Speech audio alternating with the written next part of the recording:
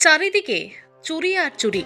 পত্রপত্রিকা, social media থেকে শুরু করে সকালে ঘুম থেকে উঠে শুধু চুরির সংবাদ শোনা যাচ্ছে। চোরের দল মন্দির, মসজিদ, ধর্মীয় স্থান কোনো কিছুই বাদ দিচ্ছে না। এত চুরি কেন? এই প্রশ্নের উত্তর ঘুরপাক খাচ্ছে মানুষের মনে।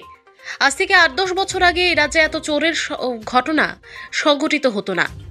আসলে যারা চুরি করে তারা কি অভাব অনটনের কারণেই চুরি করে? না, একদমই না। নেশার টাকা জোগাড় করবার জন্য এই ধরনের চুরি কাণ্ড সংঘটিত করে তারা। বুধবার মেলাঘর কলমক্ষেত স্কুল সংলগ্ন বাড়ির মালিক অলোক মল্লিক ঘুম থেকে উঠে দেখেন তার ঘরে টিনের বেড়ার পেছন দিয়ে কেটে ঘরে প্রবেশ করে রাবার শিট অন্যান্য সামগ্রী চুরি করে নিয়ে যায়। একবার নয়, আরও একবার চুরি হয়েছে। বাড়ির মালিক অলোক মল্লিক রাত্রি ১২টার পরে ঘুমিয়েছিলেন। বৃষ্টির পর তার ঘরের বেড়ার টিন কেটে ঘরে প্রবেশ করে রাবারের শিট তো নিয়ে গেলই, অন্যদিকে ঘরের গডরেজগুলিকে খুলে লণ্ডভণ্ড করে কিছু সিটি গোল্ডের হার নিয়ে যায়। তবে এই ঘরে তারা থাকেন না। এটি তাদের কাছারি ঘর, যার ফলে সুযোগ পেয়ে চোরের দল এই কাণ্ড সংঘটিত করেছে। পুলিশকে জানালে পুলিশ এসে দেখে নাম নিয়ে যায়, কিন্তু চোরকে ধরার জন্য পরবর্তীকালে পুলিশের কোনো পদক্ষেপ থাকে না। ইচ্ছে করলেই পুলিশের কাছে এই সমস্তকে ধরা মুহূর্তের ব্যাপার।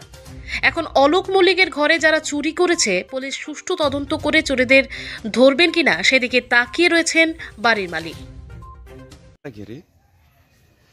সকালবেলা ঘুম থেকে উঠতে দিকে দাঁড়াই দেখি এই দিকে বেড়া কাটা।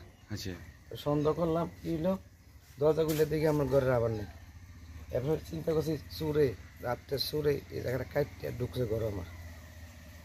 তো এই জায়গাটাই আমি খুঁজতে চাইতেছি, যাতে আমার বেড়া কাটছে, অন্যরা ঘরে চুরি করছে, ভবিষ্যতে যাতে অন্যরা ঘরে কোনো চুরি না হয় আমার মতো সাধারণ মানুষের, তার জন্য প্রশাসনের দৃষ্টি আকর্ষণ করছি, তারা যাতে কঠোর ব্যবস্থা নেয়।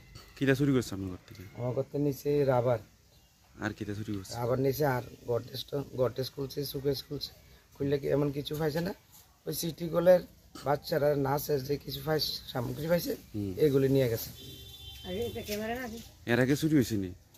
এর আগে হয়েছে ওই নাট বল্টু খুললে হিসেবে বেড়া কাটছে না, আমরা তো টুকাতে একটা ইয়া করছি না। পরবর্তী সময় দেখছি নাট বল্টু করা খুললে ঢুকিয়া এবার আবার নিয়ে গেছে। আপনি কালা কয়টার সময় ঘুমাইছিলেন? আমি রাত তো 12:30টার সময় ঘুমাইছি। সেটাই, 12টা 20 বৃষ্টি আছে, 12:30টার সময় ঘুমাইছি, এরপরে এই ঘটনাটা ঘটছে।